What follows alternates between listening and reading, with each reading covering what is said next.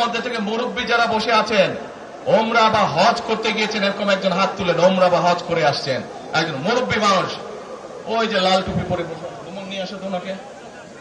আপনি আসেন দেখি সামনে, সামনে আসেন, আমার কাছে আসেন। কি নাম আপনার? ওই এইদিকে বলেন। বাড়ি কই? সুনামগঞ্জ। বাড়ি সুনামগঞ্জ। সুনামগঞ্জ কোথায়? শান্তিগঞ্জ। এই সুনামগঞ্জের মানুষ আছে এখানে? এই লোক আপনাদের মানুষ? আচ্ছা, এখন বলেন, কবে গেছিলেন আপনি? হজ না উমরায় গেছিলেন? উমরাতে গেছি 16তে, হজে গেছি 17। উমরাতে গেছেন 16তে, হজে গেছেন 17। এখন আমাকে বলেন, আপনি তো উমরা হজ করে এসেছেন, যে মাকে এসে মাইকের সামনে দাঁড়ান।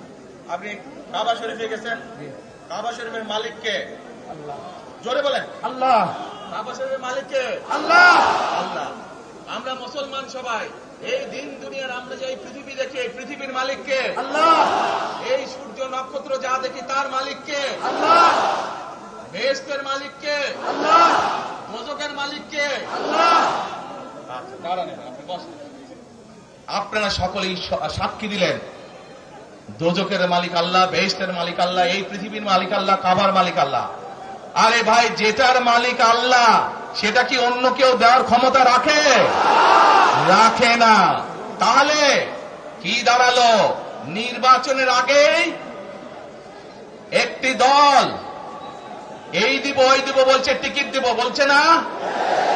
যেটার মালিক মানুষ না, সেইটার কথা যদি সে বলে, এক সেরে কি করা হচ্ছে? হচ্ছে না? যার মালিক আল্লাহ, যার অধিকার শুধু আল্লাহর একমাত্র, সবকিছুর অধিকার উপরে আল্লাহর অধিকার।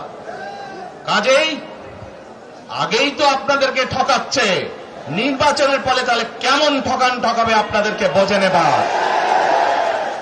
শুধু ঠকাচ্ছেই না মানুষকে, যারা মুসলমান তাদেরকে শিরকি করাচ্ছে তারা। নাউজুবিল্লাহ। প্রিয় ভাই বোনেরা, কেউ কেউ বলে অমুককে দেখেছে, তমুককে দেখেছে, এবার একে দেখেন।